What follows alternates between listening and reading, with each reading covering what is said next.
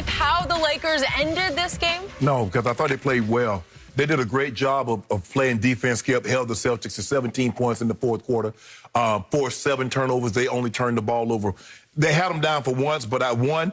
The one that LeBron had, but I think that was a turnover that AD, when Kemba Walker stepped in and ripped the ball out of his hand. But give Caruso credit. He got back, would not let Jaylen Brown get an uncontested layup. They scrambled and got to guys. So give them credit, and that's what you need, Skip. Sometimes you're going to win games like this here. To hold that team with that talent, Jaylen Brown shot 68%. He was 13 of 19. He had 28. Jason Tatum, 12 of 18. He had 30. So to do what they did and to hold this team that has the firepower that they have to 95 points, 17 in the fourth quarter, I thought they did a great job. But the thing that got them in trouble, Skip, they had a nice lead, and then what happened? The 2 turnovers late. Jason Tatum hit some tough shots. I mean, he hit a shot over AD in the lane. Skip, the kid can play. That young fella, he's only getting better. Jaylen Brown, I don't know what he did this offseason, Skip, but he came back, and everybody keeps talking about Tatum, and Tatum is unbelievable. Yep. But Jaylen Brown is every step the player that he is. And he has a tough assignment, Skip, because he has to do it on the other end. He normally guards one of the better players on the defensive end. So he has his work cut out for him. But I like what I saw from the Lakers. We just need to get, Skip, we got to get more out of Marc Gasol. Right now, he's giving us nothing. What did I tell you before you started? Huh? He's glacial. Skip. And then what he's doing is that he's taxing the bench because he gets in foul trouble so early. Now we got to go to Trez. And Trez, I get it. Trez is a great guy, but you got to put him on Embiid. You're going to have to do, what are you going to do with Gobert, or what's he going to do with Yoke? You saw what Yoke did yesterday, Skip, so that's my only concern. This was Daniel Tice. Yes. They're not a big team. No. They start a small team. They start a very small team, which plays into our hands because, our best lineup, Skip, is really AD at the 5. That's really our better team. Well, you put Trez at the 5 and AD at the 4. But our best unit is when Gasol, unfortunately, is not on the floor. Somebody saw that coming. Okay, so I have a question that I'm going to ask repeatedly, I believe, throughout this season, and I'll ask it off Saturday night's game. Who is your closer? Because I can't find him. It all depends who's hot. Normally, it's LeBron or AD. And we tried to go give it to AD. AD had it going, was playing very well. So LeBron, he was going to get the last shot. And Kemba Walker did a great job of sneaking in there and pulling it out and getting it out.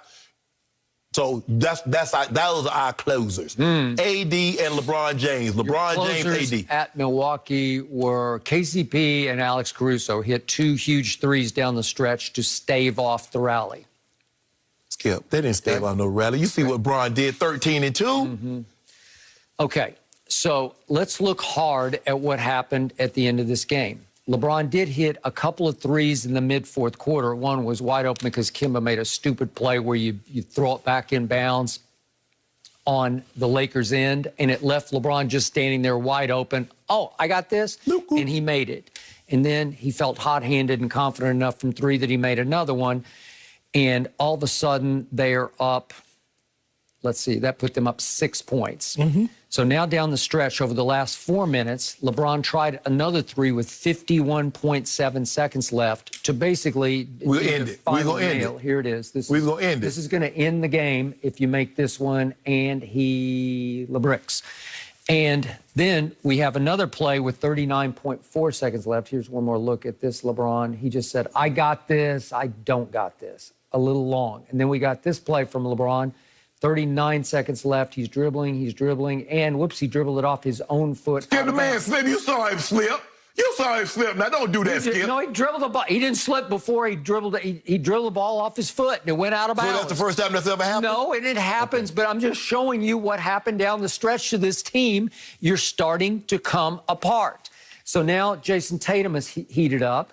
And here he comes, and now it's one last possession for the Lakers, and if we could see it unfold, I'm saying, LeBron, just take it. Drive it, do something. Oh, he thought about it. That's what he wanted to do. That's the guy we wanted with the ball right there. Okay, go. No, AD says no. Oh, that was it. We didn't see the extended play because there were several passes where they went back and forth with each other between LeBron and AD.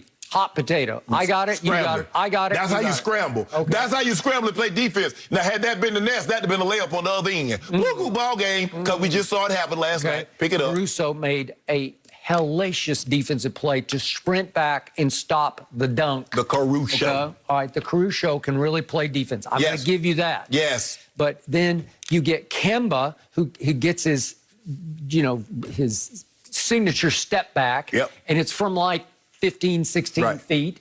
And here's that last play. This is AD. He finally says, I'll try this. And he tries to dribble into the middle. And Kemba just takes it away from him, basically. And here comes Kemba. Nope, no layup there. And it swings to Kemba, who is at this point 1 for 11, and that made him 1 for 12. You were lucky he was so cold. And then Daniel Tice gets about as easy a putback as you can get. Huh? It wouldn't have counted. Yes, it would have. It would have counted. He thought it was a body foul. He thought he got shoved on as he started to shoot. There was no hand foul of this. We could see it one more time. Kemba. On any other night, Kemba makes this shot, but that made him 1 for 12, and Tice is up, and that's going to count. Let me ask you a question, Skip. So you wanted Jaylen Brown to shoot 68%, Jason Tatum to shoot 67%, and you wanted Kemba to what, shoot 60%? So you want 3 guys to shoot in the 60s. Well, I want Kemba to do better than 1 for 12. How many nights has he been 1 for 12 in his life? Well, I mean, look at LeBron was 7 of 17. Marc Gasol was 0 for. KCP was 0 for. Schroeder was 3 of 8. Can we get somebody to shoot better? Okay, so that final possession, LeBron and AD are going back and forth, back and forth. If you're the GOAT, if you're the best player on the planet, if you are leading the MVP race at this moment, as everybody says LeBron is except me, then you just close that deal. You say, okay, you don't want it, I got it, I'll take it. I'll take that shot, I'll drive it, I'll go shoot the free throws, I'll do whatever it takes to get this game home. And he didn't. We've seen the Nets lose ball games close. So who's their closer? Okay, they got 3 closers. So why not closing? Well, they had 2 of them last night, so why didn't they close that game? Okay, because it's ridiculous, because Bradley Beal and Russell Westbrook made 2 absurd threes. The game was completely over. So in other words, you got to play defense, which we played on a scramble to get back. Think about it. We stopped the layup, and then we scrambled. Nobody got an uncontested shot. They passed the ball to Kemba, and Dennis Dominguez right there in his job. So now what? Now what? Nobody can close. So if you have these games, if you can just blow people away and dominate, which you're capable of doing, you're fine. But if it comes down to crunch time, clutch time, last 3 or 4 minutes, everybody's saying, who's going to do this? Who's going to take the shot? Did you see? Had we not lost this game to Philly, did you see what we did to Philly? Had a great call to timeout, got a great play. AD going to the bucket, had a lead. That was good. Okay, they win the ball game when Tobias Harris hits a big-time shot. Okay, I get that. But at some point in time, it's nice to have offensive guys that can go put the ball in the bucket. But you got to be able to play defense, and that's what we were able to do. 2 guys shoot over 60%, and you hold them to less than 100 points. How many nights is Kemba going to go 1 for 12? He might go 5 for 20, but that's 5. That'd be where he'd have double-digit points. And he wound up with 4 points in 28 minutes. First of all, y'all shot 48% from the floor. We shot 44.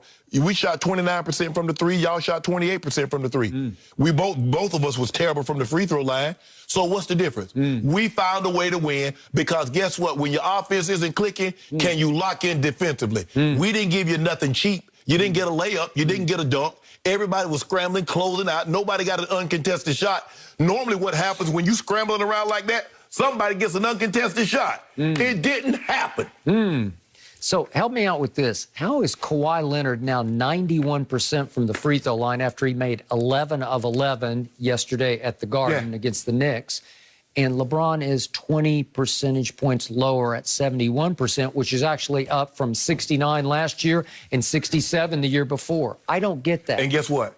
He should have been 91% the one he missed in that finals to let LeBron James get back into the game 6. He can't live. He can shoot 100%, but he can't get that one back. Well, he was 19 at that point. You got nothing to do with it. Yeah, we put foots in 19, 18. If you're in the NBA, we'll put foots in you. That's what Bron did. Well, it just seems like if LeBron could make those late-game free throws, you'd have a closer because he could just say, I can freight train. Nobody can stop me from the basket. And if they want to foul me, I'll just go up there and ice in my veins. In the fourth quarter, who had the highest plus minus in the fourth quarter? Of all the time, everybody that stepped on the floor, who had the highest plus minus in the fourth quarter? Because that when the game was won and lost, right, Skip Bayless? Yeah. Who was it? Well, Jason Tatum outscored LeBron. Oh, he had 8 points. LeBron had 7. Well, if you don't mind me asking, since you want to bring Jason Tatum into this, what was his plus minus? One guy was a plus 10, the other guy was a minus 10. Now, I want you to tell the people at home because they don't have the shot sheet like we got. I agree with your opening point. Jaylen Brown is better than Jason Tatum. I ain't getting into that. I ain't getting into that. And these Celtics have really been struggling. They're now 10-8. Oh, now they're struggling. I just don't love them. I don't love them. I told you who the East is. The East is the Nets and the Sixers. Hold on. I'm trying to figure this out. They struggling. Now, the Wizards got 4 wins, Jenny. Guess who 2 of those wins are against? I give you one guess.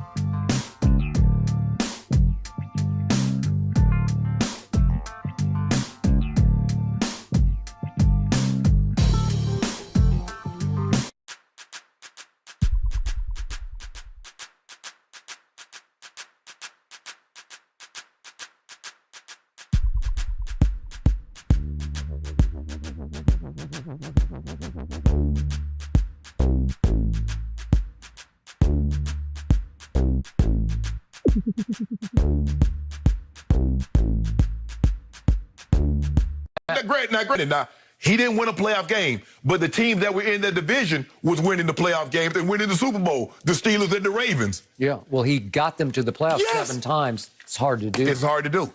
But, yeah, I just don't. It's going to probably get messy. I mean, but they're asking for a king's ransom.